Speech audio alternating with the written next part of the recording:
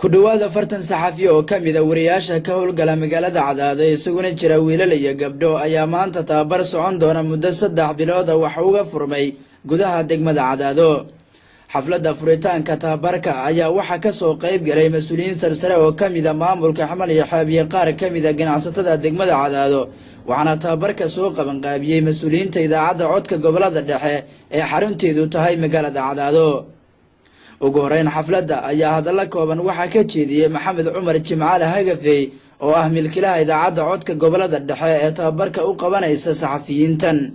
waxay maanta tahay marka fursaddu waa fursad qaali ah u soo martay dhalinyarada maanta meesha fadhida wiilal iyo gabdhaba ah oo meesha fadhiya in maaragtay xarunta warbaahinta codka gobolada dhexe ay ku taakulayso ama ay maaragtay ku dhiirigelinto sidii ay maaragtay aqoontooda saxaafadeed kor loogu qaadi lahaa, sidii loo bari lahaa waxa xuquuqda uu leeyahay wariyuhu, xuquuqda ay leeyihiin dadku, xuquuqda meesha wax laga gudbinayo ay leedahay.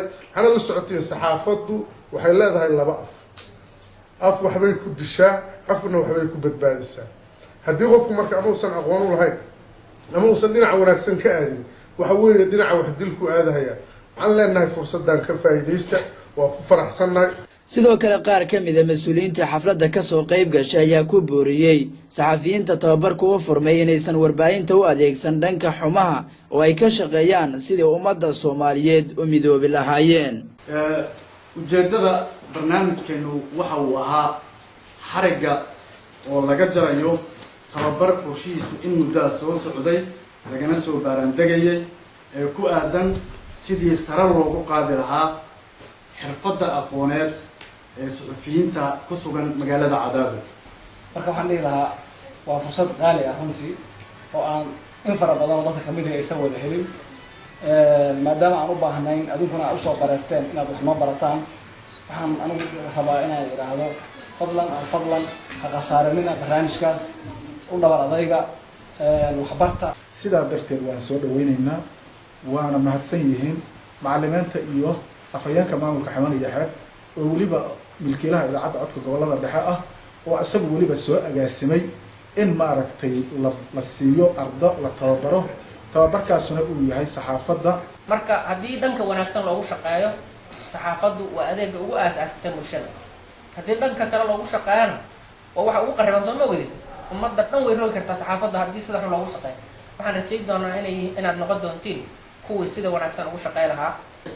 ardayda rag iyo dumarba leh oo u diyaarka ah inay wax ka bartaan qaabka waxbarashada saxaafadda, inay dadaal badan muujiyaan ayagoo ujeedadooda iyo qaamkoodu yahay inay dadkooda iyo dalkooda ay wax bartaan.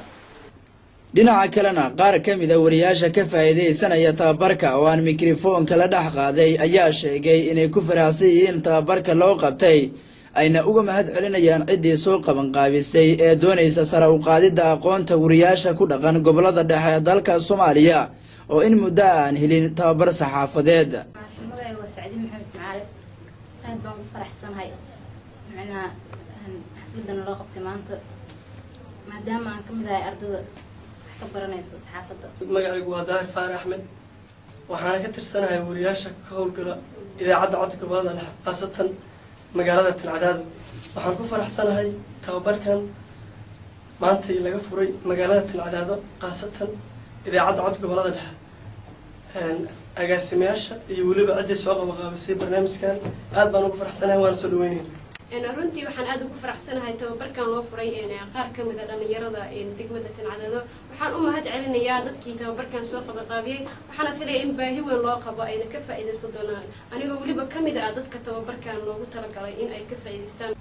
saxafiyiintan maanta tababarka uga furmay magaalada Cadaado ayaa isugu jira qaar horay wax badan ugu dhex jiray saxaafadda iyo kuwa iminka doonaya inay wax ka bartaan anshaxa saxaafadda iyo suxufiga.